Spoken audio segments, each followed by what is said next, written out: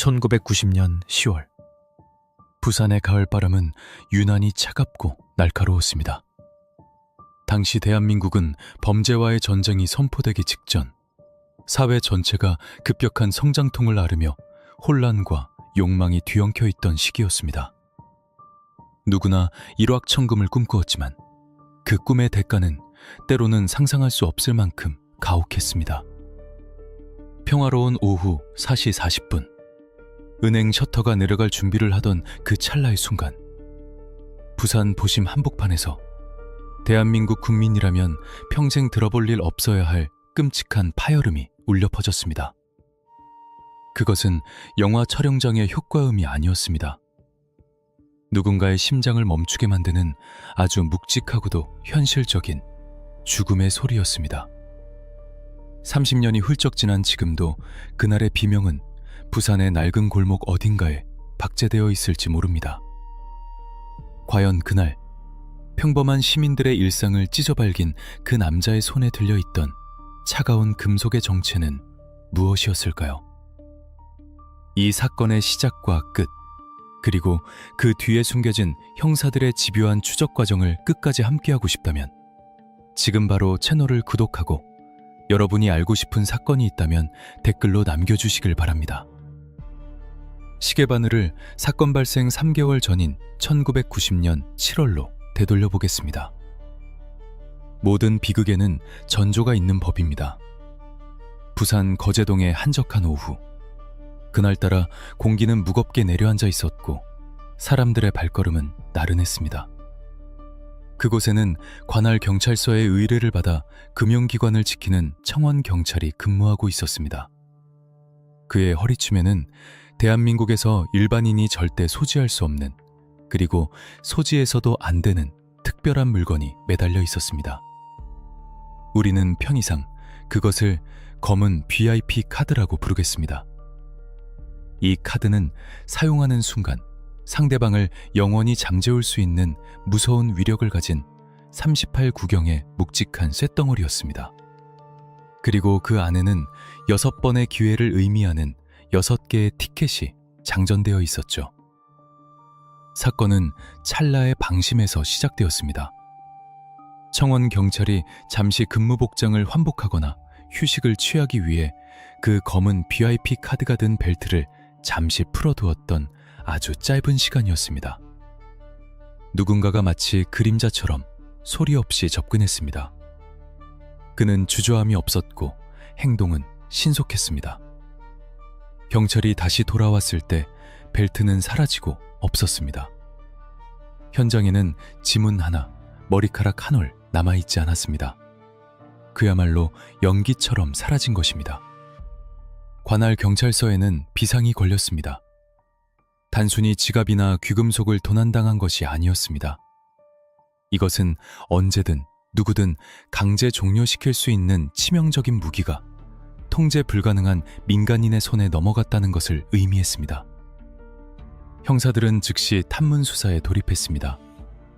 부산 시내의 모든 우범지대, 장로라비, 그리고 뒷골목의 정보원들을 쥐잡듯이 뒤졌습니다. 혹시 최근에 묵직한 물건을 팔러 온 놈 없었나? 철물점이나 공업사 주변에서 수상한 쇠붙이를 만지작거리는 놈은? 그러나 수사는 난항을 겪었습니다. 범인은 마치 이 물건의 가치를 정확히 알고 있는 전문가처럼 움직였습니다. 보통의 종도둑이라면 겁을 먹고 물건을 어딘가에 버리거나 어설프게 팔려다 꼬리가 잡혔을 것입니다. 하지만 이 범인은 달랐습니다. 그는 이 위험한 물건을 훔친 뒤 마치 겨울잠을 자는 뱀처럼 완벽하게 숨을 죽였습니다. 형사들의 속은 타들어갔습니다. 그 물건이 범죄에 사용된다면 그것은 단순한 강도 사건으로 끝나지 않을 것임을 누구보다 잘 알고 있었기 때문입니다. 잃어버린 6개의 티켓 중 단 하나만 사용되어도 돌이킬 수 없는 비극이 일어날 테니까요. 그렇게 3개월이라는 시간이 흘렀습니다. 경찰 내부에서는 혹시 범인이 겁을 먹고 바다에 던져버린 것은 아닐까? 라는 희망 섞인 추측이 조심스럽게 나오기도 했습니다. 하지만 그것은 순진한 착각이었습니다. 어둠 속에 숨어있던 범인, 우리는 그를 그림자라고 부르겠습니다. 그림자는 그 3개월 동안 묵묵히 그리고 치밀하게 자신의 계획을 다듬고 있었습니다. 그는 자신이 손에 넣은 힘을 시험해 볼 날만을 기다리고 있었던 겁니다. 그는 부산 시내 여러 금융기관을 돌아다니며 대상을 물색했습니다. CCTV가 사각지대인 곳, 도주로가 복잡하게 얽혀 있어 추격이 어려운 곳, 그리고 현금이 대량으로 움직이는 시간대, 이 모든 조건을 충족하는 곳을 찾기 위해 그는 매일같이 거리를 배회했습니다. 그의 눈에 들어온 곳은 부산 진구 범천동에 위치한 새마을 금고였습니다. 이곳은 시장통과 인접해 있어 유동 인구가 많았고 좁은 골목길이 미로처럼 얽혀 있어 오토바이 하나만 있다면 순식간에 시야에서 사라질 수 있는 최적의 장소였습니다. 그림자는 며칠 동안 은행 맞은편 다방이나 골목 어귀에 앉아 은행의 루틴을 관찰했습니다. 오후 4시 30분에서 오후 시 사이, 은행 업무가 마감되고 셔터가 반쯤 내려간 상태에서 현금 수송 차량이 도착한다는 사실을 그는 파악했습니다. 그때가 바로 은행의 방어막이 가장 취약해지는 순간이자 현금이 가장 많이 노출되는 순간이었습니다.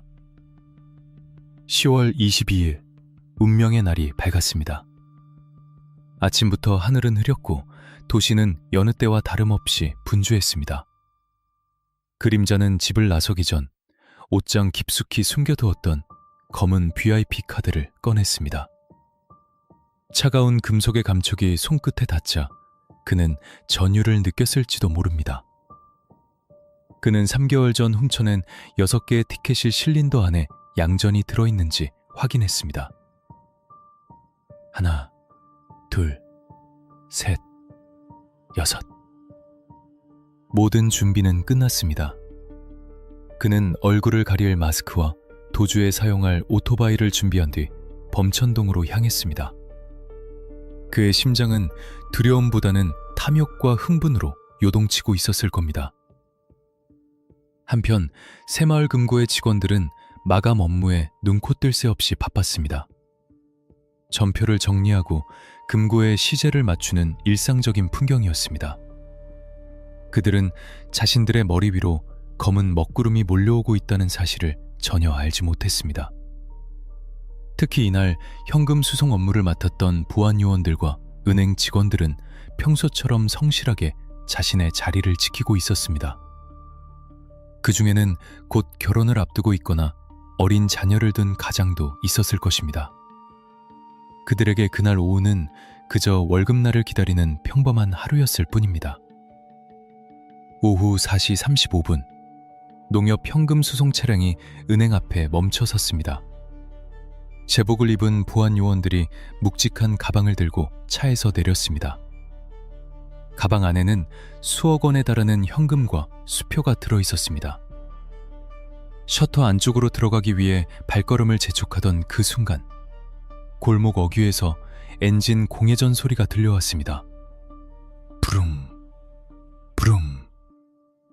그 소리는 마치 사냥감의 목덜미를 노리는 맹수의 으르렁거림처럼 낮고 위협적이었습니다.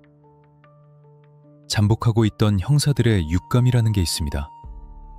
사건 기록을 검토하다 보면 대형 사건이 터지기 직전에는 묘하게도 주변의 공기가 정지한 듯한 고요함이 흐른다는 진술을 종종 봅니다. 폭풍 전야. 바로 그 순간이었습니다.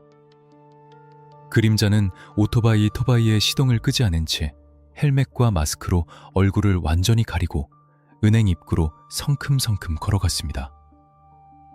그의 오른쪽 주머니는 불룩하게 튀어나와 있었고 그의 손은 이미 그 안에 들어가 있었습니다.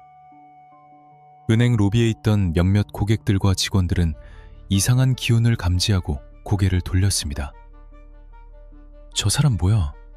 헬멧을 쓰고. 누군가 웅성거리기 시작할 때쯤 그림자는 더 이상 시간을 지체하지 않았습니다. 그는 주머니에서 손을 빼며 3개월간 숨겨왔던 그 물건을 허공으로 치켜들었습니다.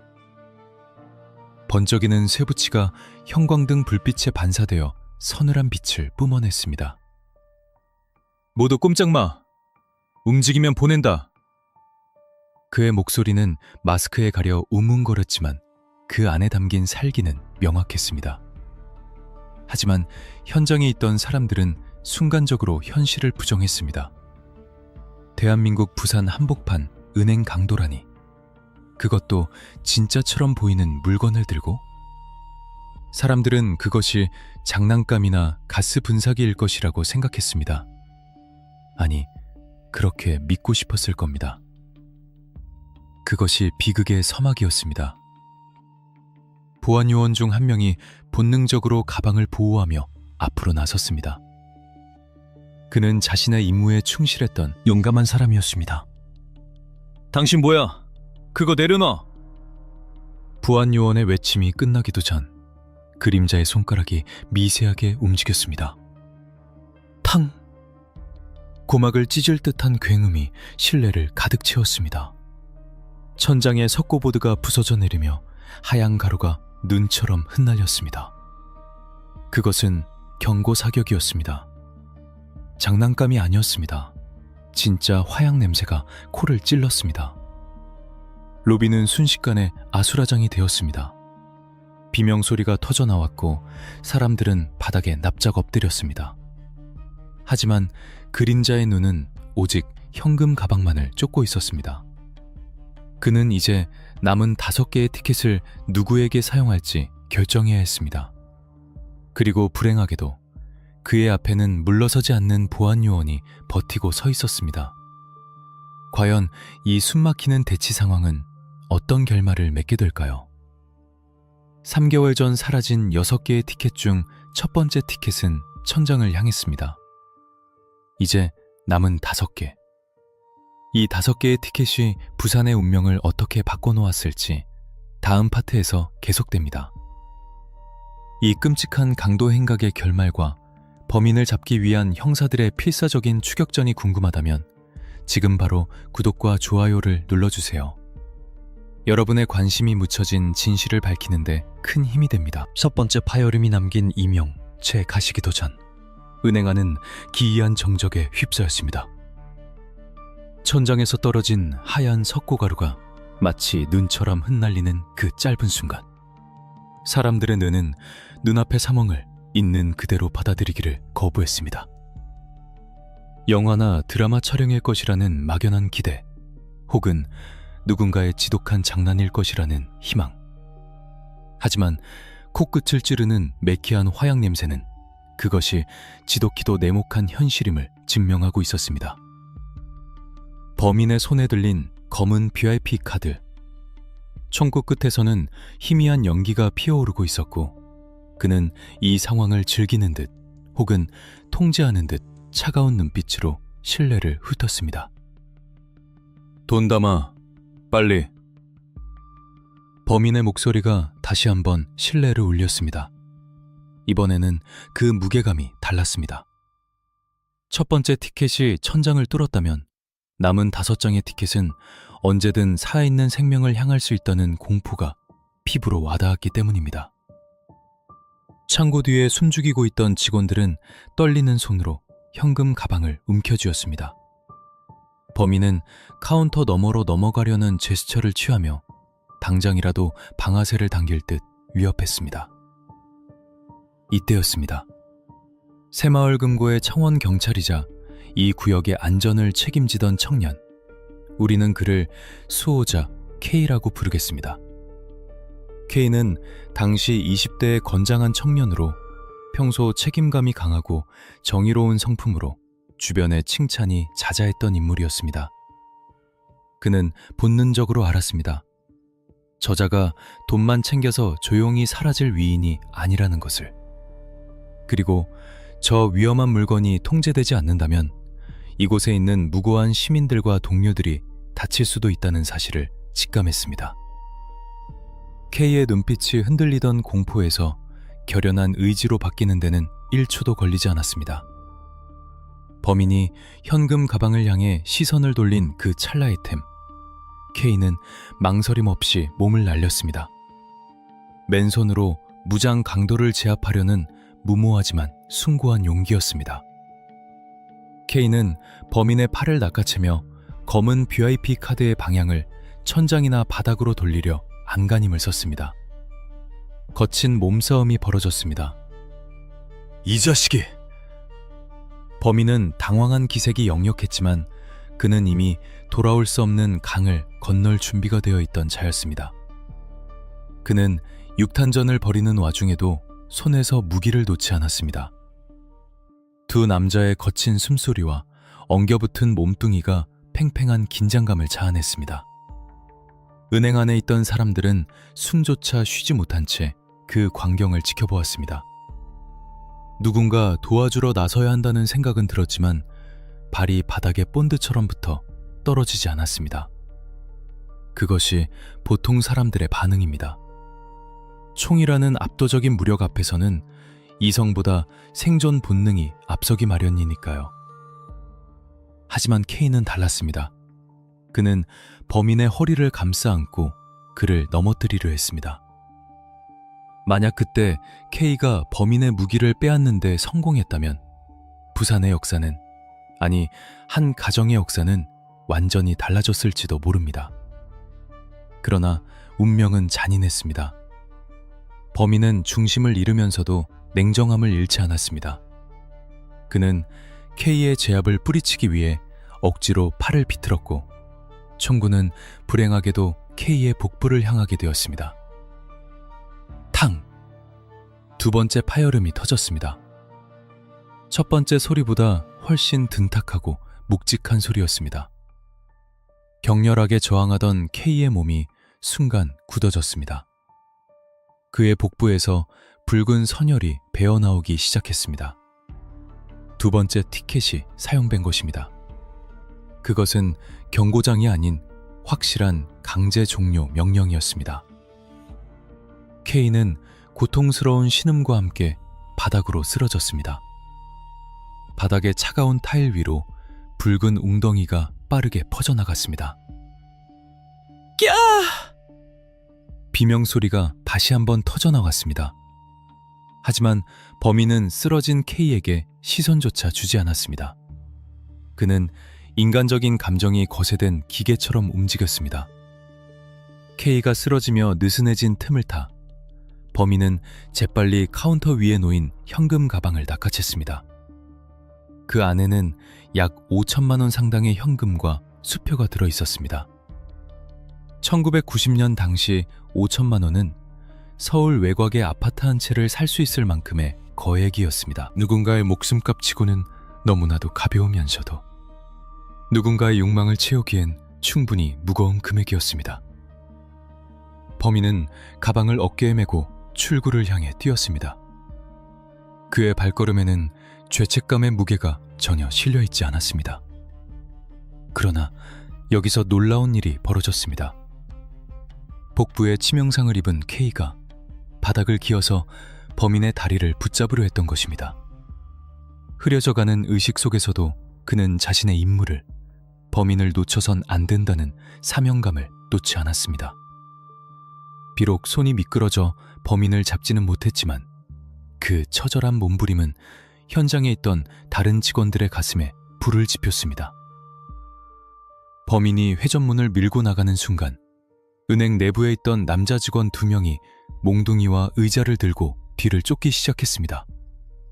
거기서 잡아야 해!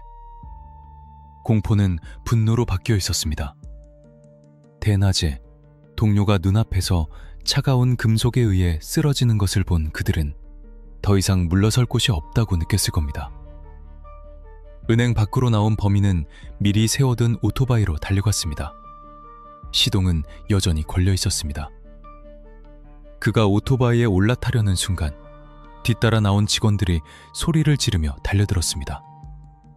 거리는 퇴근 시간과 맞물려 사람들로 붐비기 시작했고 갑작스러운 추격전에 행인들은 혼비백산하여 길을 텄습니다. 범인은 당황했습니다. 보통 총소리를 들으면 숨기 마련인데 끝까지 쫓아오는 이들의 기세에 눌린 것입니다.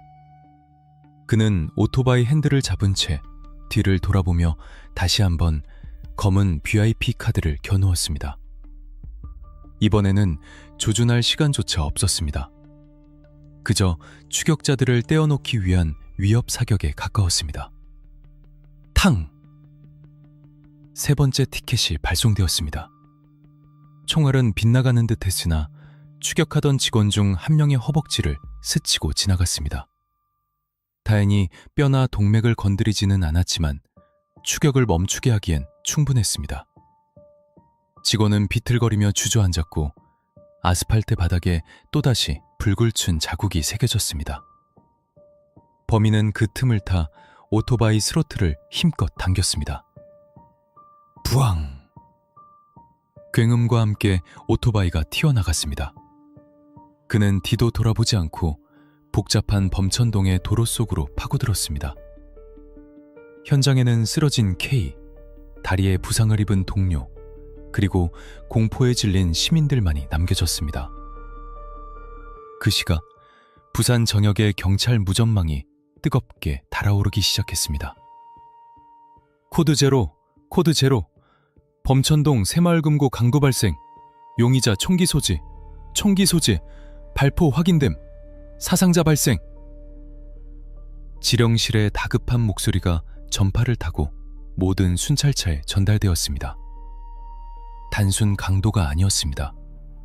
총기라는 단어는 경찰들에게도 엄청난 압박감을 주었습니다. 방탄조끼조차 제대로 보급되지 않았던 시절, 맨몸의 경찰들이 무장 강도를 상대해야 하는 상황이 닥친 것입니다. 쓰러진 K는 곧바로 도착한 구급차에 실려 병원으로 이송되었습니다. 구급대원들이 필사적으로 지혈을 시도했지만 그의 의식은 점점 희미해져 갔습니다.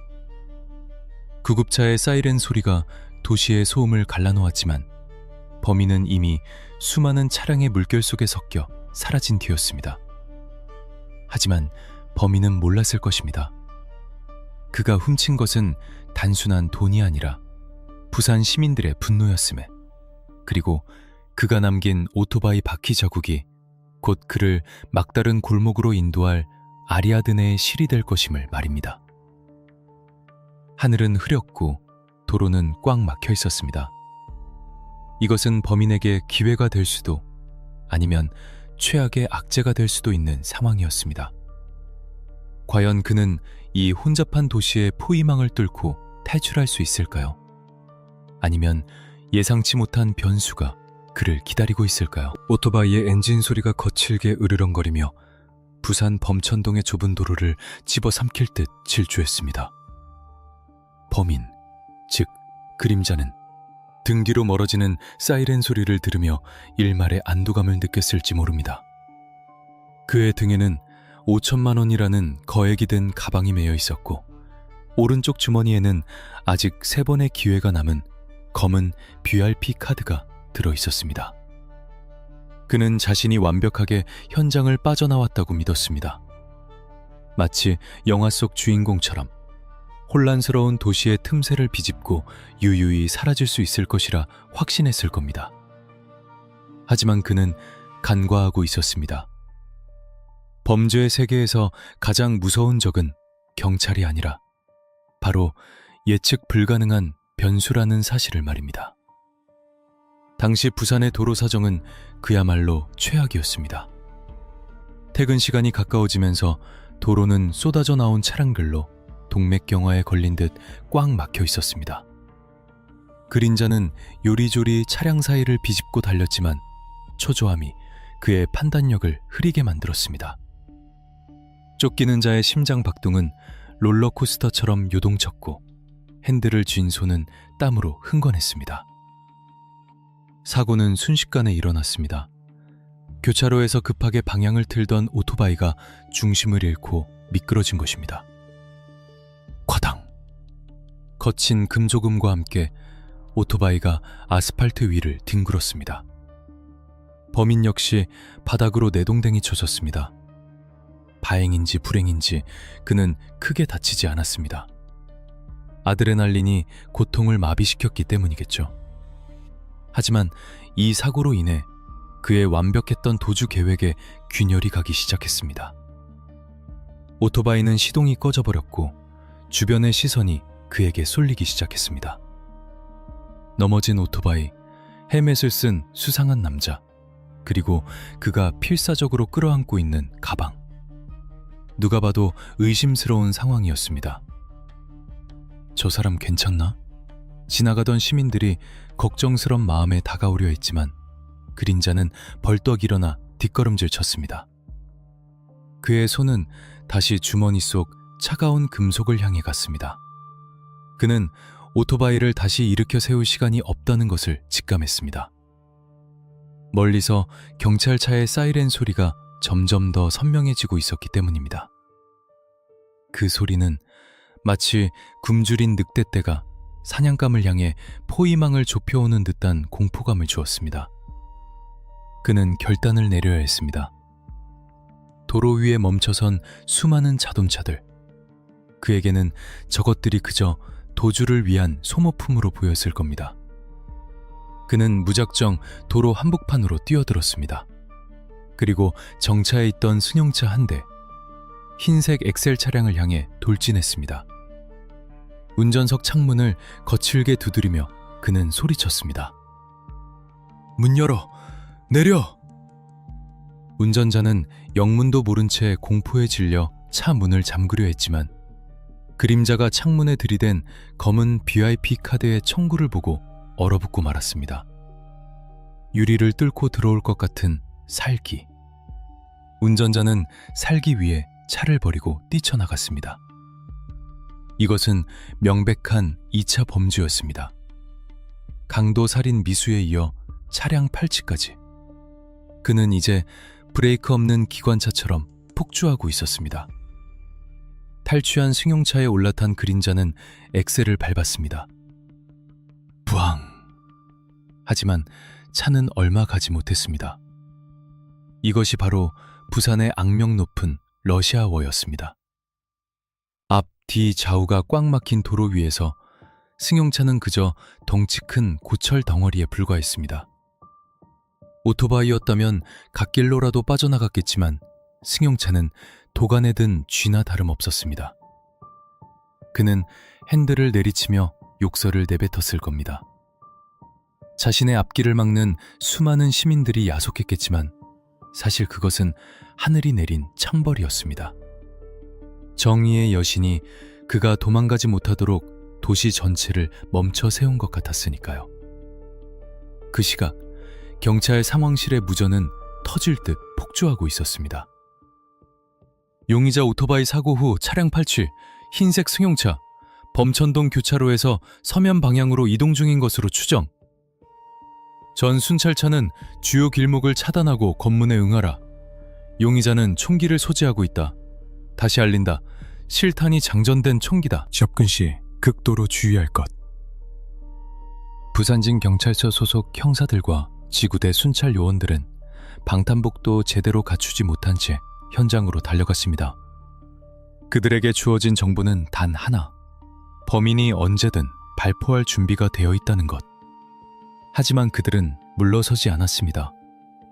시민들이 위험하다는 사실 하나만으로 그들은 자신의 목숨을 담보로 한 추격전에 뛰어들었습니다. 도로 위에 갇힌 그림자는 백미러를 통해 뒤따라오는 경찰차의 경관등을 보았습니다. 붉고 푸른빛이 번갈아 번쩍이며 그의 시야를 어지럽혔습니다. 차 안은 숨막히는 긴장감으로 가득 찼습니다. 그는 선택의 기로에 섰습니다. 차 안에 웅크리고 앉아 경찰과 대치할 것인가? 아니면 이 강철 감옥을 버리고 다시 맨몸으로 도주할 것인가? 그는 현금 가방을 챙겨 차문을 박차고 나왔습니다. 도로는 이미 거대한 주차장이었기에 차보다 사람이 뛰는 것이 더 빨랐습니다. 그는 차량 사이를 헤집고 인도로 뛰어올랐습니다. 시민들은 헬멧을 쓰고 가방을 맨 채 미친 듯이 달리는 남자를 보고 기겁하며 길을 비켰습니다. 비켜! 다 비켜! 그는 짐승처럼 포효하며 골목길을 향해 달렸습니다. 부산의 골목길은 미로처럼 복잡하기로 유명합니다. 한번 들어가면 방향을 잃기 쉬운 그곳이 그림자에게는 최적의 은신처처럼 보였을 겁니다. 그는 주택가가 밀집한 좁은 골목으로 몸을 숨겼습니다. 담장을 넘고 남의 집 마당을 가로지르며 필사적으로 경찰의 추격을 따돌리려 했습니다. 하지만 그가 간과한 것이 또 하나 있었습니다. 바로 이 동네를 손바닥 들여다보듯 훤히 꿰뚫고 있는 지역 경찰관들의 존재였습니다. 당시 관할 파출소에 근무하던 김순경은 무전을 듣자마자 용의자가 도주할 만한 경로를 머릿속에 그렸습니다. 차가 막혀서 차를 버렸다면 놈은 분명히 저 윗길, 주택가 담벼락 쪽으로 올라올 것이다. 그것은 오랜 순찰 경험에서 나온 직감이었습니다. 김순경은 동료들과 함께 예상 도주로의 반대편 입구로 전력 질주했습니다. 숨소리가 턱끝까지 차오른 그림자는 막다른 골목에 다다랐다고 생각했을 때 골목 저편에서 달려오는 제복 입은 사내들을 마주했습니다. 경찰이었습니다. 앞뒤가 모두 막힌 상황, 좁은 골목길에는 팽팽한 긴장감이 감돌았습니다. 이제 더 이상 도망칠 곳은 없었습니다. 그림자는 가쁜 숨을 몰아쉬며 멈춰섰습니다. 그리고 천천히, 아주 천천히 주머니에서 손을 꺼냈습니다. 그의 손에는 여전히 그 검은 VIP 카드가 들려 있었습니다. 실린더 안에는 3개의 초대권이 남아있었죠. 그는 총구를 경찰관들을 향해 겨누지 않았습니다. 대신 천천히 자신의 관자놀이 쪽으로 가져갔습니다. 가까이 오지 마. 오면 쏴버릴 거야. 나도 죽고 너희도 죽는 거야. 궁지에 몰린 쥐는 고양이를 문다고 했습니다.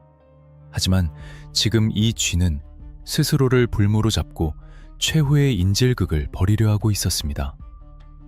좁은 골목길, 주민들이 창문을 빼꼼히 열고 내다보는 그 위험천만한 상황에서 김순경과 그림자의 목숨을 건 대치가 시작되었습니다. 과연 김순경은 이 일촉즉발의 상황에서 어떤 선택을 했을까요? 흥분한 범인을 진정시키고 무기를 내려놓게 할 수 있을까요? 아니면 또 다른 비극적인 청성이 이 골목을 울리게 될까요? 남은 총알 3발. 그것은 언제 터질지 모르는 시한폭탄과도 같았습니다. 범천동의 낡은 주택가 골목. 볕이 잘 들지 않는 그 음습한 공간에 팽팽한 긴장감이 감돌았습니다. 빨랫줄에 걸린 옷가지들이 바람에 스치며 내는 소리조차 천둥 소리처럼 크게 들릴 만큼 골목 안은 숨막히는 정적에 휩싸여 있었습니다. 그 좁은 통로의 끝, 막다른 벽을 등지고선 한 남자. 그의 얼굴은 땀과 먼지로 뒤범벅이 되어 있었고 눈동자는 초점을 잃은 채 격렬하게 흔들리고 있었습니다. 그리고 그의 관자놀이에는 여전히 그 차가운 금속, 검은 VIP 카드가 밀착되어 있었습니다. 오지마. 한 발자국만 더 오면 다 끝장이야. 그의 외침은 비명에 가까웠습니다. 벼랑 끝에 몰린 짐승이 내는 최후의 발악. 그것은 단순한 협박이 아니었습니다. 이미 2명의 무고한 시민에게 티켓을 사용한 그는 자신의 삶을 여기서 강제 종료시킬 준비가 되어 있는 듯 보였습니다. 이 사건의 하이라이트이자 가장 숨막히는 순간이 바로 지금입니다. 형사가 범인의 심리적 방어선을 어떻게 무너뜨리고 38 구경 리볼버라는 치명적인 무기를 무력화시켰는지 그 긴박했던 현장 속으로 들어가 보겠습니다. 구독과 좋아요는 이 정의로운 추적기를 계속하는데 큰 힘이 됩니다. 범인과 대치한 김순경의 이마에도 식은땀이 흘러내렸습니다. 그의 거리는 범인과 불과 5m 남짓. 권총의 유효 사거리 안에 완벽하게 들어와 있었습니다. 김순경은 침을 꼴깍 삼켰습니다. 그가 가진 무기라고는 허리춤에 찬 3단봉과 가스총뿐. 실탄이 장전된 살상 무기를 든 상대 앞에서 이것들은 너무나도 초라해 보였습니다. 하지만 김순경은 물러서지 않았습니다. 그의 등 뒤에는 호기심과 공포에 질려 창문을 내다보는 주민들이 있었기 때문입니다. 놈은 흥분 상태다. 자극하면 쏜다. 아니면 자해한다. 김순경은 베테랑의 본능으로 상황을 판단했습니다. 범인의 손가락이 방아쇠 울 안에 들어가 있는 것이 보였습니다. 아주 미세한 힘만 가해져도 공이치기가 작동할 상황이었습니다. 김순경은 천천히, 아주 천천히 두 손을 들어 보이며 범인을 안심시키려 했습니다. 진정해. 아직 늦지 않았어. 당신 여기서 죽으면 아무것도 안 남아. 가족 생각 안 나나? 가족. 그 단어가 범인의 뇌리에 박히는 순간 그의 눈빛이 찰나의 순간 흔들렸습니다. 살인 강도라는 꼬리표를 달고 도망치던 괴물도 결국은 누군가의 아들이자 한 가정의 가장이었을 테니까요. 그 짧은 틈을 김순경은 놓치지 않았습니다. 범인의 시선이 허공을 배회하며 현실을 부정하려는 그 순간이 바로 기회였습니다. 하지만 범인은 다시금 광기를 드러냈습니다. 닥쳐! 너희들이 뭘 알아? 비키라고 했지? 그는 총구를 자신의 머리에서 떼어 김순경 쪽으로 돌리려는 제스처를 취했습니다. 자포자기한 심정이 그를 극단적인 선택으로 몰아가고 있었습니다. 바로 그때였습니다. 골목 밖 큰 길에서 지원군들의 사이렌 소리가 요란하게 울려 퍼졌습니다. 윙, 윙. 경찰차의 증원 소리는 범인에게 심리적인 압박감을 극대화했습니다. 그는 도간에 든 쥐가 되었다는 사실을 뼈저리게 실감했습니다. 그 순간 김순경의 눈에 범인의 오른쪽 다리가 미세하게 풀리는 것이 포착되었습니다. 극도의 긴장감으로 인한 탈진 혹은 공포로 인한 마비였을 겁니다. 김순경은 더 이상 지체할 수 없다고 판단했습니다. 총구가 다시 자신이나 주민을 향하기 전에 끝내야 했습니다. 지금이다! 김순경은 마치 스프링이 튕겨나가듯 바닥을 박차고 몸을 날렸습니다. 인간의 생존 본능을 뛰어넘는 사명감이 만들어낸 기적이었습니다. 5m의 거리가 단 1초 만에 좁혀졌습니다. 범인이 놀라 방아쇠를 당기려던 찰나 김순경의 억센 손이 범인의 오른쪽 손목을 낚아챘습니다. 으아! 두 남자는 엉겨붙은 채 시멘트 바닥으로 뒹굴었습니다. 둔탁한 타격음이 골목을 울렸습니다. 김순경은 자신의 온몸을 던져 범인을 짓눌렀습니다. 하지만 범인의 저항도 만만치 않았습니다. 그는 마지막 힘을 짜내어 총을 쥔 손을 빼내려 발버둥 쳤습니다.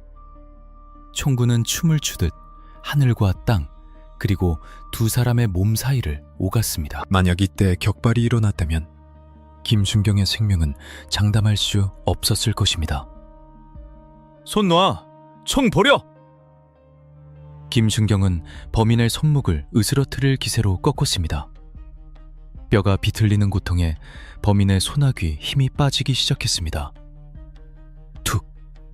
마침내 검은 VIP 카드가 범인의 손에서 떨어져 나가 바닥을 굴렀습니다. 차가운 금소금이 그렇게 반가울 수가 없었습니다. 무기를 잃은 범인은 이빨 빠진 호랑이에 불과했습니다. 뒤이어 도착한 동료 경찰관들이 합세하여 범인의 팔을 뒤로 꺾고 수갑을 채웠습니다. 체포해! 미란다 원칙 고지하고!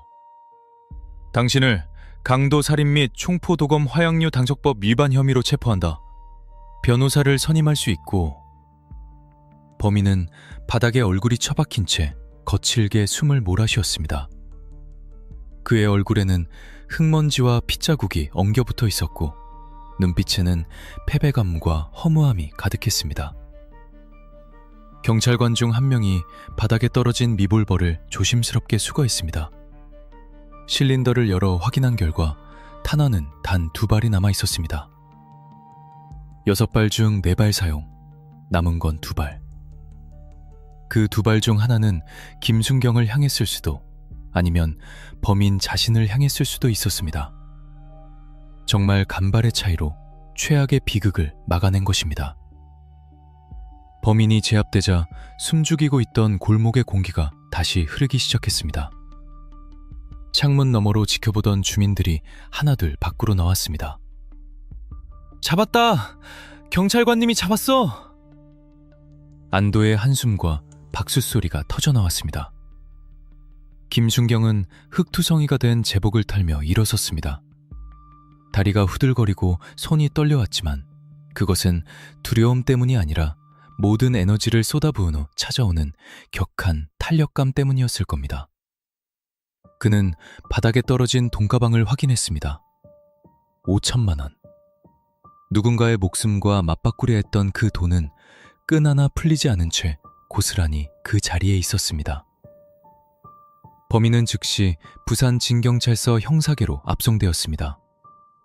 호송차에 오르는 그의 뒷모습은 초라하기 그지없었습니다.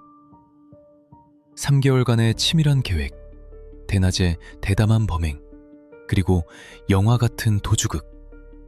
그 모든 것이 결국 차가운 수갑과 철창으로 귀결되는 순간이었습니다.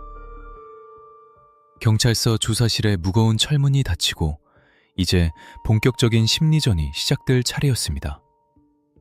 도대체 이 남자는 누구일까요? 평범해 보이는 30대 남성이 어떻게 경찰관의 총을 훔칠 생각을 했으며 무엇이 그를 이토록 잔혹한 괴물로 만들었을까요? 단순히 돈 때문이었을까요? 아니면 사회에 대한 삐뚤어진 분노였을까요? 조사실의 형광등 불빛 아래 드러난 그의 민낯은 예상보다 훨씬 평범했고 그래서 더 소름 끼쳤습니다. 그가 입을 열기 시작했습니다. 그리고 쏟아져 나온 이야기는 형사들을 또 한 번 경악하게 만들었습니다. 범인 최명복, 가명. 그의 입에서 나온 첫마디는 과연 무엇이었을까요? 그리고 3개월 전 사라진 총기의 행방에 얽힌 미스터리는 어떻게 풀리게 될까요? 차가운 취조실, 진실과 거짓이 교차하는 그곳에서의 숨막히는 두뇌 싸움이 제5부에서 이어집니다. 취조실의 철문이 닫히는 소리는 법정의 판결봉 소리만큼이나 무겁고 단호했습니다. 굼 하는 소리와 함께 세상의 소음은 차단되었고 오직 낡은 환풍기가 돌아가는 웅웅거리는 소리만이 방안을 채웠습니다. 조금 전까지 부산 시내를 공포로 몰아넣었던 총성, 시민들의 비명, 그리고 숨가빴던 추격전의 열기는 온데간데 없었습니다. 그곳에는 수갑을 찬 채 고개를 숙인 한 남자와 그를 노려보는 형사들의 차가운 시선만이 존재했습니다. 마스크를 벗겨낸 범인의 얼굴은 우리 주변 어디에서나 볼 수 있을 법한 지극히 평범한 30대 남성의 모습이었습니다. 그 평범함이 형사들을 더욱 소름 끼치게 만들었습니다. 악마는 뿔이 달린 괴물의 형상이 아니라 이웃집 아저씨의 얼굴을 하고 있다는 말이 실감나는 순간이었습니다. 과연 이 평범한 얼굴 뒤에는 어떤 뒤틀린 욕망이 숨어 있었을까요? 그리고 그는 어떻게 경찰관의 총을 손에 넣게 되었을까요? 이제부터 취조실이라는 밀실에서 펼쳐지는 진실 게임이 시작됩니다. 사건의 내막을 끝까지 파헤치고 싶다면 구독과 좋아요를 눌러주세요. 여러분의 관심이 정의를 바로 세웁니다. 부산 진경찰서 형사계. 책상 위에는 증거물 봉투에 담긴 검은 VIP 카드, 즉 38구경 리볼버 권총과 남은 실탄 2발, 그리고 피 묻은 5천만 원의 현금 가방이 놓여 있었습니다. 범인의 신원은 곧바로 밝혀졌습니다. 이름 최명복, 당시 33세. 그는 전과 6범의 상습 절도범이었습니다. 소년원과 교도소를 제 집 드나들듯 했던 그는 사회에 적응하지 못하고 범죄의 늪에서 허우적대던 인물이었습니다. 하지만 이번 사건은 그가 저질렀던 단순 절도와는 차원이 달랐습니다. 형사가 책상을 내리치며 물었습니다. 고개 들어, 너 이거 어디서 났어? 이 위험한 물건을 어디서 구했냐고. 가장 시급한 의무는 바로 총기의 출처였습니다. 대한민국은 총기 청정국입니다. 민간인이, 그것도 전과자가 실탄이 장전된 권총을 소지한다는 것은 불가능에 가까운 일입니다. 형사들은 그가 밀수 조직과 연관되어 있거나 더 큰 배후가 있을 것이라 의심했습니다. 한참의 침묵 끝에 최 씨가 입을 열었습니다. 그의 목소리는 건조했고 감정이 메말라 있었습니다. 주웠습니다. 아니, 훔쳤습니다. 어디서? 거제동 은행에서요. 진실의 퍼즐 조각이 맞춰지는 순간이었습니다. 3개월 전 1990년 7월 부산 거제동의 한 은행에서 발생했던 청원경찰 총기 분실 사건. 당시 경찰을 발칵 뒤집어 놓았던 그 미제 사건의 범인이 바로 눈앞에 있는 이 남자였던 것입니다.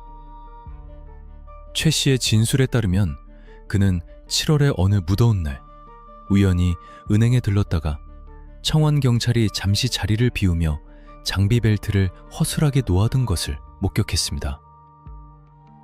그냥 견물생심이었습니다. 보는 순간 저게 있으면 큰돈을 만질 수 있겠다 싶었습니다. 그는 마치 슈퍼마켓에서 껌을 훔친 이야기를 하듯 덤덤하게 말했습니다. 그 찰나의 순간 그는 보안 시스템의 허점을 파고들어 벨트를 훔쳐 달아났습니다. 그리고 3개월 동안 그는 이 총을 팔아버리거나 버리는 대신 완벽한 한탕을 위해 숨죽여 기다렸습니다. 그는 인적이 드문 야산에서 사격 연습을 하거나 총기의 작동법을 독학으로 익혔습니다. 단순한 호기심이 아니었습니다. 그는 처음부터 이 티켓을 사람에게 사용할 작정이었던 것입니다. 이것은 명백한 계획적 범행이자 살인 예비였습니다. 형사는 그의 눈을 똑바로 쳐다보며 핵심을 찔렀습니다. 돈 때문이었나? 아니면 사람을 쏘고 싶었나? 돈이 필요했습니다. 빚도 있고 인생 좀 바꿔보고 싶어서. 그래서 사람을 썼나? 저항하지 못하게 위협만 할 수도 있었잖아. 왜 쓰러진 사람에게 확인 사살까지 했어? 이 질문에 취조실의 공기가 얼어붙었습니다. 현장 목격자들의 진술과 피해자의 상태를 종합해 볼 때 범인은 넘어진 K씨에게 망설임 없이 두 번째 총격을 가했습니다. 이것은 도주를 위한 방어가 아니라 확실하게 목숨을 끊어놓겠다는 잔혹한 의도였습니다. 최 씨는 잠시 머뭇거리더니 변명하듯 중얼거렸습니다. 그 사람이 내 다리를 잡으려고 해서 잡히면 끝장이라는 생각밖에 없었습니다. 죽일 생각은 아니, 그냥 쏘면 놓을 줄 알았습니다. 비겁한 변명이었습니다. 그는 자신의 자유를 위해 타인의 생명을 소모품처럼 취급했습니다. 형사들은 분노를 억누르며 조서를 작성해 내려갔습니다. 펜촉이 종이를 긁는 소리가 날카롭게 들렸습니다. 수사 과정에서 밝혀진 또 하나의 충격적인 사실은 그의 치밀함이었습니다. 그는 범행 장소인 범천동 새마을 금고를 선정하기 위해 무려 열흘 동안이나 현장을 답사했습니다. 현금 수송 차량이 도착하는 시간, 보안 요원의 수, 도주로의 신호등 주기까지 모든 것을 계산했습니다. 심지어 오토바이를 타고 도주 연습까지 했다는 진술이 나왔습니다.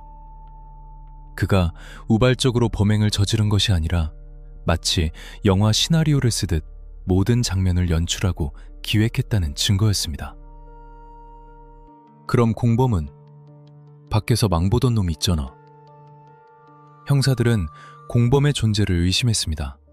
하지만 최 씨는 고개를 저었습니다. 혼자 했습니다. 돈 나누기 싫어서.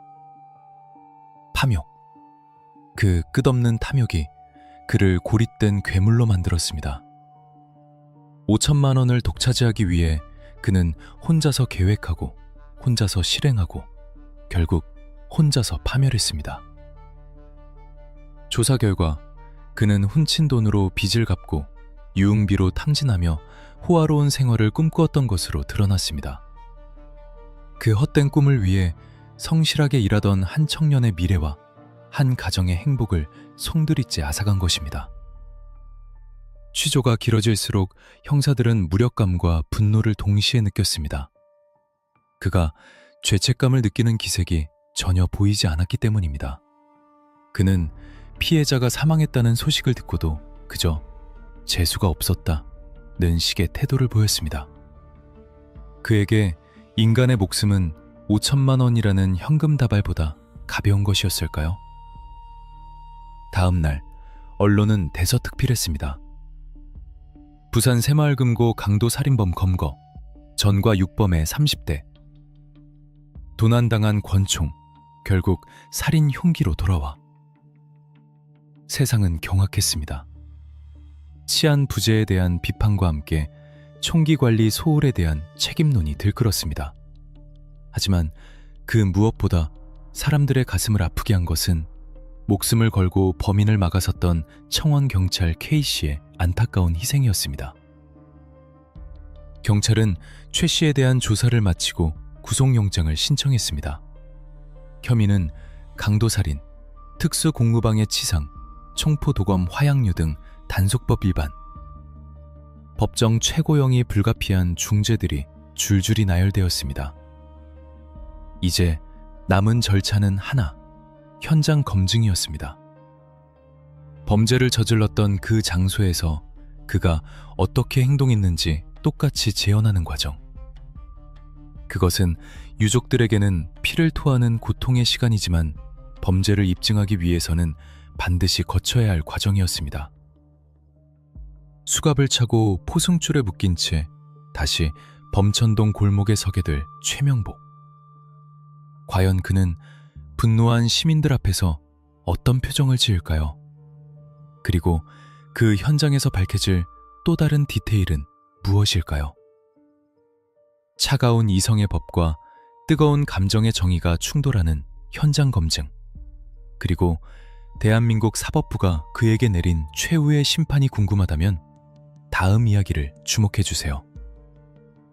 30년이 지나도 잊히지 않는 그날의 생생한 기록. 제6부 재현된 악몽과 분노의 거리편에서 이어집니다. 오늘 이야기에 분노하셨다면, 그리고 정의가 반드시 승리해야 한다고 믿으신다면 댓글로 기억하겠습니다라고 남겨주세요.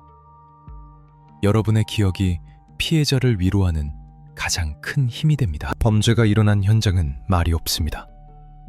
하지만 그곳에는 씻을 수 없는 피의 냄새와 억울한 원혼의 절규가 보이지 않는 흔적으로 남아있기 마련입니다.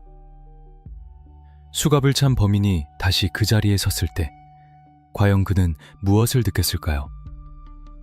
자신이 저지른 끔찍한 짓에 대한 후회였을까요? 아니면 그저 운 없게 잡혔다는 분함이었을까요? 수천 명의 시민들이 뿜어내는 분노의 열기 속에서 진행된 그날의 현장 검증은 어쩌면 범인에게 내려진 첫 번째 사회적 사형 선고였는지도 모릅니다. 가면이 벗겨진 채 수많은 눈동자 앞에 발가벗겨진 악마의 비루한 몸짓. 그 생생하고도 소름 끼치는 현장으로 여러분을 안내합니다. 이 사건의 끝이 어디를 향해 달려가는지, 그리고 정의의 저울이 과연 공평하게 작동했는지 확인하고 싶다면 지금 바로 구독 버튼을 눌러주세요. 여러분의 관심이 잊힌 진실을 다시 숨쉬게 합니다. 1990년 10월의 어느 날, 부산 범천동 일대는 이른 아침부터 거대한 인파로 뒤덮였습니다. 평소라면 시장을 보러 나온 주부들이나 출근하는 회사원들로 분뱃을 거리지만 이날은 목적이 다른 사람들로 인산인해를 이루었습니다. 바로 새마을 금고 강도 살인 사건의 현장 검증이 예고되었기 때문입니다. 경찰은 만일의 사태에 대비해 수백 명의 기동대 병력을 배치하고 폴리스 라인을 쳤지만 몰려든 시민들의 분노를 막아내기에는 역부족이었습니다. 살인마 놈 얼굴 좀 보자. 저런 놈은 재판할 것도 없다. 당장 끌어내라. 성남 민심은 들끓는 용광로와 같았습니다. 대낮에 총기를 난사해 무고한 시민을 해친 사건이었기에 그 충격과 공포가 고스란히 분노로 치환된 것입니다. 오전 10시경 사이렌 소리와 함께 짙은색 승합차 한 대가 현장에 도착했습니다. 경찰들의 호의를 받으며 차문이 열리고 포승줄에 꽁꽁 묶인 채 마스크를 쓴 최명복이 모습을 드러냈습니다. 순간 군중 속에서 고함과 욕설이 터져나왔습니다. 계란과 오물이 날아들었고 경찰들은 방패로 이를 막아내느라 진땀을 흘렸습니다. 하지만 정작 최 씨의 눈빛은 무서울 정도로 차분했습니다. 그는 마치 남의 일을 구경하러 온 사람처럼 덤덤하게 주위를 둘러볼 뿐이었습니다. 형사들은 그를 데리고 은행 내부로 들어갔습니다. 셔터가 내려가고 외부와 차단된 공간에서 본격적인 재연이 시작되었습니다. 현장에는 당시 근무했던 직원들과 목격자들이 참여하여 상황을 지켜보고 있었습니다. 그들의 눈에는 공포와 증오가 뒤섞여 있었습니다. 자, 여기 섰을 때 어떻게 했어? 총은 언제 꺼냈나? 담당 형사의 지시에 따라 최 씨는 범행 당시의 동선을 따라 움직였습니다.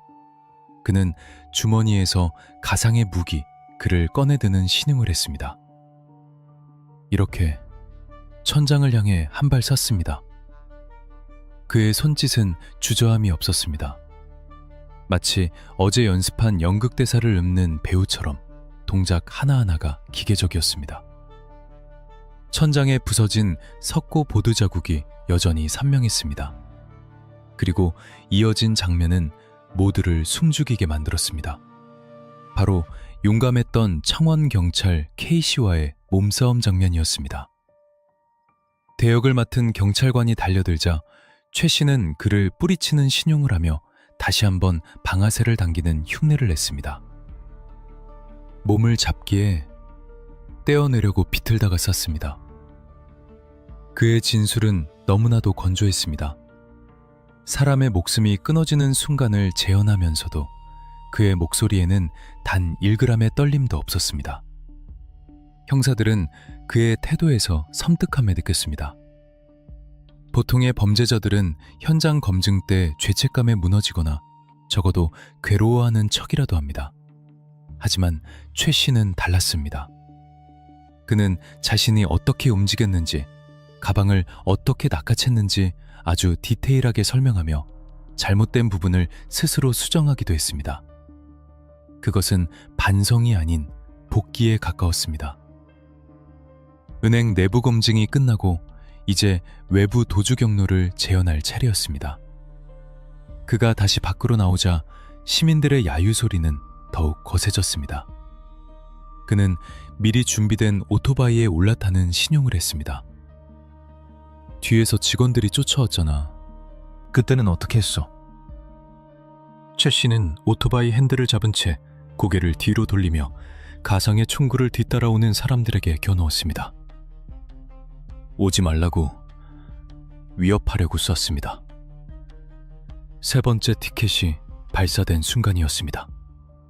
그의 손가락 끝은 정확하게 추격자들의 다리 높이를 가리키고 있었습니다. 위협 사격이라기엔 너무나도 정교한 조준이었습니다.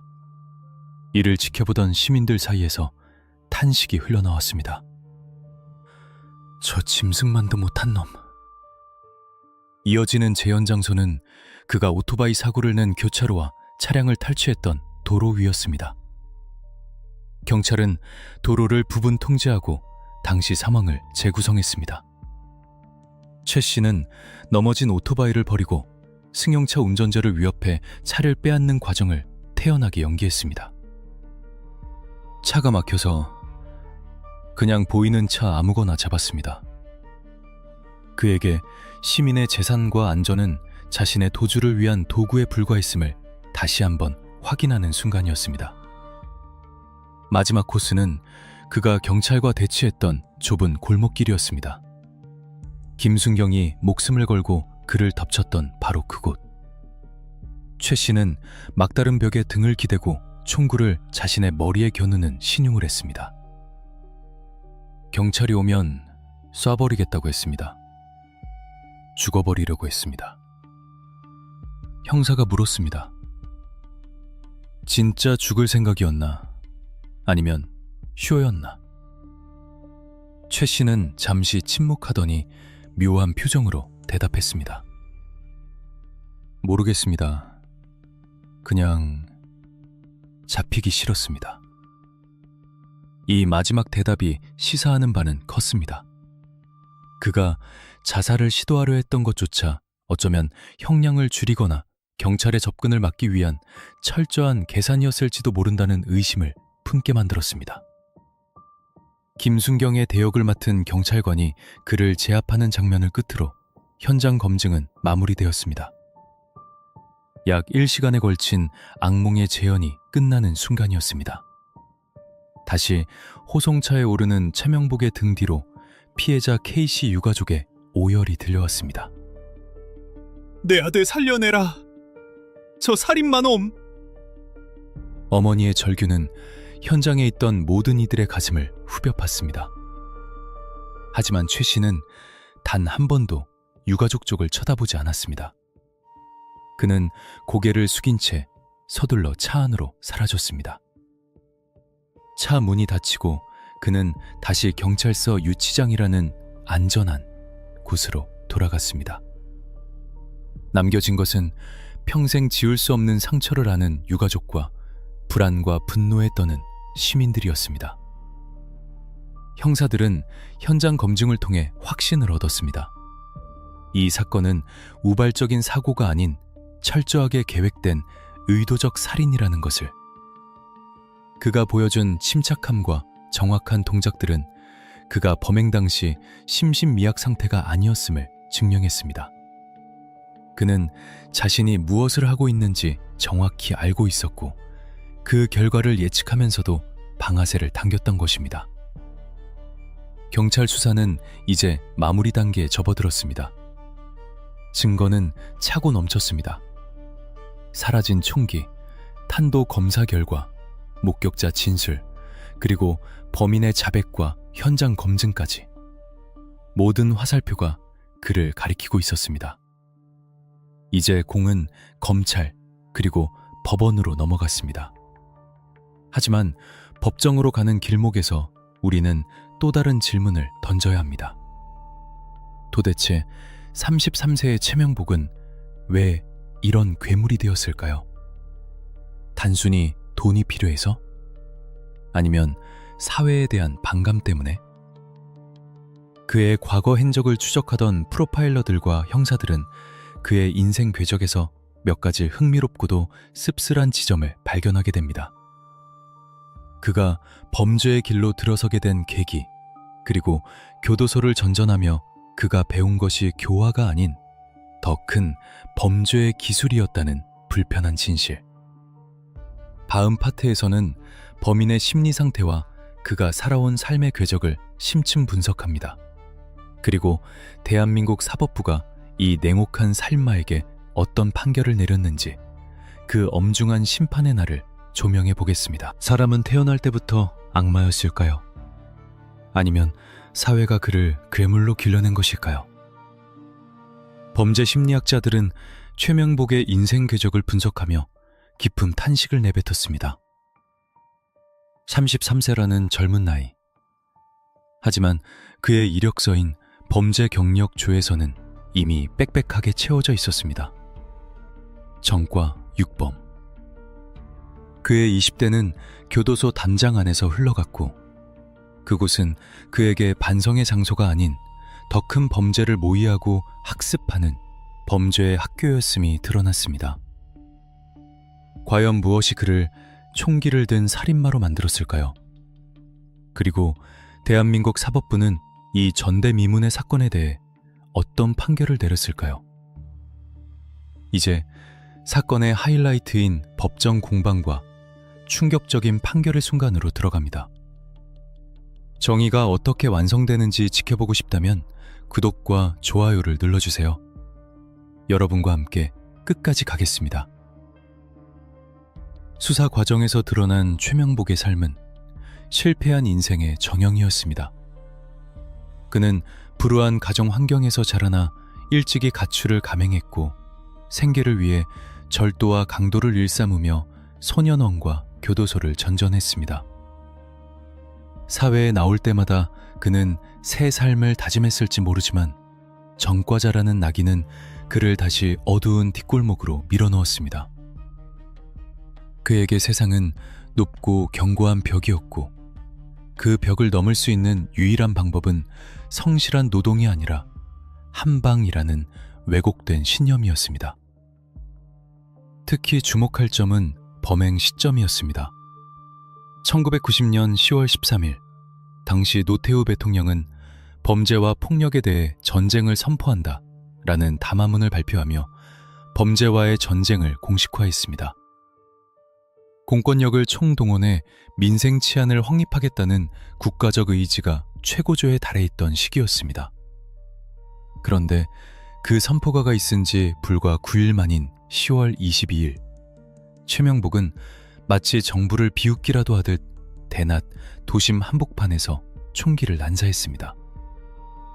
이것은 단순한 강도 사건을 넘어 국가 공권력에 대한 정면 도전으로 받아들여졌습니다.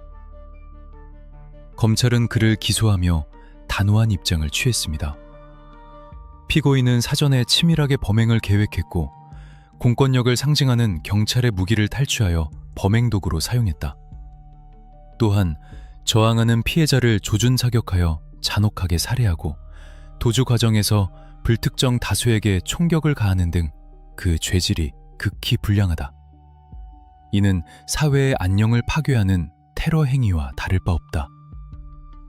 검찰이 구형한 형량은 예상대로였습니다. 법정 최고형. 즉, 그를 이 사회에서 영원히 그리고 물리적으로 제거해달라는 요청이었습니다. 시민들의 여론 또한 들끓었습니다. 저런 흉악범을 살려두어서는 안 된다. 똑같이 갚아줘야 한다. 는 목소리가 법원 앞을 가득 메웠습니다. 1990년 12월 부산지방법원 형사합의부의 법정. 무거운 정막 속에 재판장이 판결문을 낭독하기 시작했습니다. 피고인석에 앉은 최명복은 수의를 입고 고개를 숙이고 있었습니다. 그의 표정은 체념한 듯 무심해 보였지만 꽉 쥔 두 손은 미세하게 떨리고 있었습니다. 피고인은 일확천금을 노리고 경찰관의 권총을 절취한 뒤 이를 이용하여 금융기관을 습격, 고귀한 인명을 살상했다. 이는 인간의 존엄성을 짓밟는 반인륜적인 범죄이며 그 수법의 대담함과 잔혹함은 우리 사회에 씻을 수 없는 충격을 주었다.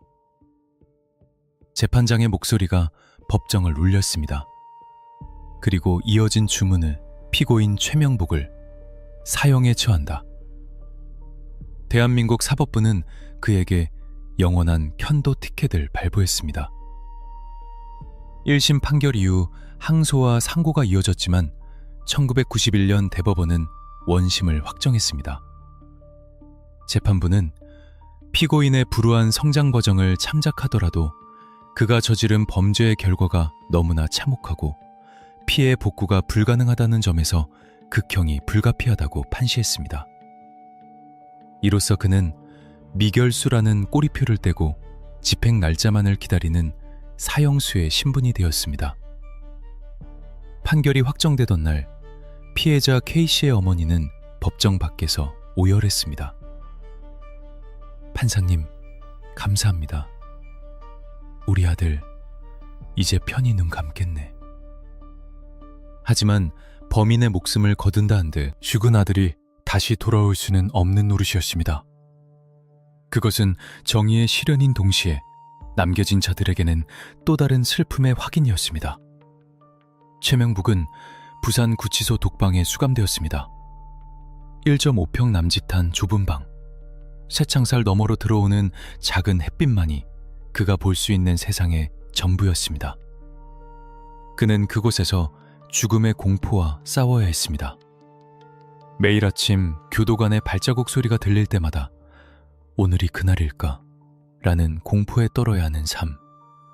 그것이 그가 치러야 할 죗값이었습니다. 감옥 안에서의 최명복은 밖에서와는 달랐다고 전해집니다. 그는 종교에 귀의하여 자신의 죄를 뉘우치는 모습을 보였다고 합니다. 피해자를 위한 기도를 올리고 영치금을 모아 불우이웃을 돕기도 했다는 교도관들의 증언도 있었습니다. 하지만 대중의 시선은 싸늘했습니다. 죽음 앞에서의 가식일 뿐이다, 악어의 눈물이다 라는 비판이 지배적이었습니다. 진정한 참회란 무엇일까요? 돌이킬 수 없는 강을 건넌 후에 흘리는 눈물은 과연 면죄부가 될 수 있을까요? 시간은 흘러 1995년이 되었습니다. 김영삼 정부 시절 대한민국 역사상 마지막이 될지도 모르는 대규모 사형 집행이 준비되고 있었습니다. 사회를 뒤흔들었던 흉악범들의 명단이 법무부 장관의 책상 위에 올라갔습니다. 그리고 그 명단 한 구석에 5년 전 부산을 공포로 몰아넣었던 검은 VIP 카드의 주인 최명복의 이름 3글자가 선명하게 적혀 있었습니다. 1995년 11월 2일, 가을바람이 스산하게 불던 어느 날 아침, 부산 구치소의 철문이 열렸습니다. 교도관들이 최명복의 방을 찾았습니다. 최명복, 면회다. 나와라. 하지만 그는 직감적으로 알았을 것입니다. 이것이 일반적인 면회가 아니라는 것을. 가족 면회라면 미리 통지가 왔겠지만 예고 없는 호출은 단 하나의 목적지를 의미했습니다. 바로 형장이었습니다. 그는 마지막으로 입고 있던 수의를 정돈하고 떨리는 다리를 일으켜 세웠습니다. 5년간의 수감 생활, 그리고 매일 밤 꿈속에서 마주했을 피해자 K씨의 얼굴. 이제 그 모든 것과 작별할 시간이 다가온 것입니다. 과연 형장으로 향하는 그의 마지막 뒷모습은 어땠을까요? 그리고 그가 이 세상에 남긴 마지막 말은 무엇이었을까요? 한때 총을 들고 세상을 호령하려 했던 남자의 비참하고도 쓸쓸한 최후. 그리고 이 사건이 우리 사회에 남긴 교훈과 유산. 1995년 11월 2일 아침, 부산 구치소의 공기는 여느 때보다 무겁고 차가웠습니다. 이날은 대한민국 사법 역사에서 매우 중요한 날로 기록됩니다. 지존파 사건의 범인들을 포함하여 흉악범죄를 저지른 사형수 19명에 대한 대규모 형 집행이 동시에 이루어진 날이었기 때문입니다. 그리고 그 명단 속에는 5년 전 부산 도심을 공포의 도가니로 몰아넣었던 검은 VIP 카드의 주인 최명복의 이름도 포함되어 있었습니다. 교도관의 호출을 받고 방을 나선 최명복의 발걸음은 무거웠습니다. 그는 직감했을 것입니다. 이 긴 복도의 끝에 무엇이 기다리고 있는지. 5년 전 훔친 권총을 들고 당당하게 은행문을 박차고 들어갔던 그 기세등등했던 모습은 온데간데 없었습니다. 수의를 입고 포승줄에 묶인 채 그는 인생의 마지막 종착역인 돌아올 수 없는 방으로 향했습니다. 형장에 도착한 그는 마지막 절차를 밟았습니다. 인정신문, 이름, 생년월일, 범죄 사실 확인. 판사가 판결한 대로 법무부 장관의 명령에 따라 형을 집행한다는 고지가 낭독되었습니다. 종교 의식에 따라 마지막 기도를 올리는 시간, 그는 눈을 감고 흐느꼈다고 전해집니다. 피해자와 그 가족들에게 정말 죄송합니다. 저 같은 죄인이 다시는 없기를 바랍니다. 그것은 죽음의 문턱에서 토해낸 뒤늦은 참회였습니다. 하지만 그 어떤 참회의 말로도 이미 땅속에 묻힌 청원경찰 K씨를 다시 일으켜 세울 수는 없었습니다. 오전 집행 버튼이 눌러졌습니다. 덜컹, 둔탁한 소리와 함께 그의 발밑에 있던 바닥이 사라졌습니다. 1990년 가을, 욕망에 눈이 멀어 타인의 생명을 앗아갔던 한 남자의 생은 그렇게 허무하게 마침표를 찍었습니다. 그가 꿈꾸었던 1억 천금, 5천만 원이라는 돈은 그에게 부와 명예 대신 형장의 이슬이라는 차가운 결말만을 안겨주었습니다. 38세, 그가 세상에 머문 시간은 너무나 짧았지만 그가 남긴 상처는 너무나 길고 깊었습니다. 최명복의 죽음으로 사건은 법적으로 종결되었습니다. 하지만 이 사건이 대한민국 사회에 남긴 파장과 교훈은 결코 가볍지 않았습니다. 이 사건은 우리 사회의 안전 불감증에 경종을 울리는 결정적인 계기가 되었습니다. 첫째, 금융기관의 보안 시스템이 대대적으로 개편되었습니다. 사건 당시만 해도 CCTV가 설치되지 않은 은행이 많았고 청원 경찰들의 무기관리 또한 허술했습니다. 하지만 이 사건 이후 정부와 경찰청은 금융기관의 CCTV 설치를 의무화하고 화질 개선을 명령했습니다. 또한 청원 경찰들이 소지하던 실탄 권총에 대한 관리가 극도로 강화되었습니다.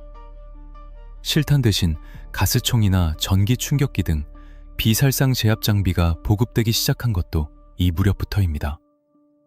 총기는 곧 사고의 씨앗이 될 수 있다는 인식이 확산되면서 민간 영역에서의 총기 소지는 사실상 불가능에 가까울 정도로 엄격하게 통제되기 시작했습니다. 둘째, 범죄와의 전쟁이 단순한 구호가 아님을 증명했습니다. 대낮 도심 총격전이라는 초유의 사태를 겪으며 시민들은 강력한 치안 대책을 요구했습니다. 경찰은 기동 순찰대를 확대하고 방탄조끼와 신형 장비 보급을 서둘렀습니다. 김순경처럼 맨만 몸으로 범인과 맞서야 했던 일선 경찰관들의 희생이 헛되지 않도록 공권력의 대응 매뉴얼 또한 체계화되었습니다. 하지만 우리가 이 사건을 기억해야 하는 가장 큰 이유는 따로 있습니다. 바로 숨겨진 영웅을 잊지 않기 위해서입니다. 사건 파일 속에 피해자라는 건조한 단어로 기록된 청원경찰 K씨. 그는 도망칠 수 있었습니다. 총을 든 강도 앞에서 못 본 척하거나 바닥에 엎드려 자신의 목숨만 챙길 수도 있었습니다. 하지만 그는 그러지 않았습니다. 그는 자신의 뒤에 있는 동료들과 은행을 찾은 시민들을 보호하기 위해 맨손으로 총구 앞을 막아섰습니다. 그가 범인의 다리를 끝까지 붙잡고 늘어졌던 그 처절한 사투가 없었다면 범인은 더 많은 돈을 훔쳐 유유히 사라졌을지도 모릅니다. 아니, 더 많은 시민이 그 검은 VIP 카드의 희생양이 되었을지도 모릅니다. K씨의 숭고한 희생이 범인의 도주 시간을 지체시켰고 결국 경찰이 그를 추적할 수 있는 결정적인 단서를 제공한 셈입니다. 우리는 1990년 10월 22일 부산 범천동의 아스팔트 위에 뿌려졌던 그의 붉은 피가 단순한 희생이 아닌 정의를 지키려던 용기의 증거였음을 기억해야 합니다. 사건이 발생한 지 30년이 훌쩍 지난 지금 부산 범천동의 거리는 몰라보게 변했습니다. 사건 현장이었던 새마을 금고 자리에는 새로운 건물이 들어섰고 그 앞으로 오가는 사람들은 그날의 총성을 알지 못합니다. 하지만 경찰청의 낡은 캐비닛 속에 잠들어 있는 수사 기록은 여전히 그날을 생생하게 증언하고 있습니다. 욕망은 인간을 파멸로 이끄는 가장 빠른 지름길입니다. 최명복은 단 한 번의 성공을 위해 악마의 손을 잡았지만 그 대가는 자신의 목숨과 영혼, 그리고 타인의 행복까지 파괴하는 참혹한 결과였습니다. 범죄에는 완전함이 없습니다. 어설픈 오토바이 사고, 꽉 막힌 도로, 그리고 용감한 경찰관과 시민들의 눈. 세상의 모든 우연과 필연이 합쳐져 결국 악을 심판대 위에 세웠습니다. 이것이 우리가 믿고 있는, 그리고 지켜나가야 할 사필 규정의 진리입니다. 오늘 제가 준비한 수사 파일은 여기까지입니다. 1990년 부산 새마을금고 총기 강도 살인사건. 화려한 액션 영화의 한 장면 같았지만 그 속에는 찢어질 듯한 아픔과 차가운 교훈이 담겨 있었습니다. 이 사건을 통해 우리는 다시 한번 깨닫습니다. 평온한 일상은 거저 주어지는 것이 아니라 보이지 않는 곳에서 헌신하는 수많은 수호자들의 땀과 희생으로 지켜지고 있다는 사실을 말입니다. 지금 이 순간에도 어둠 속에서 진실을 쫓고 있는 형사들, 그리고 시민의 안전을 위해 밤을 지새우는 모든 분께 경의를 표합니다. 오늘 이야기가 여러분의 가슴에 작은 울림을 주었다면, 그리고 잊힌 영웅 K씨를 함께 추모하고 싶다면 구독과 좋아요를 부탁드립니다. 여러분의 관심이 대한민국을 더 안전하게 만드는 힘이 됩니다. 저는 다음 주 더 미스터리하고 충격적인 사건파에 봉인되어 있던 진실을 들고 다시 찾아오겠습니다. 지금까지 사건을 읽어주는 남자 이었습니다.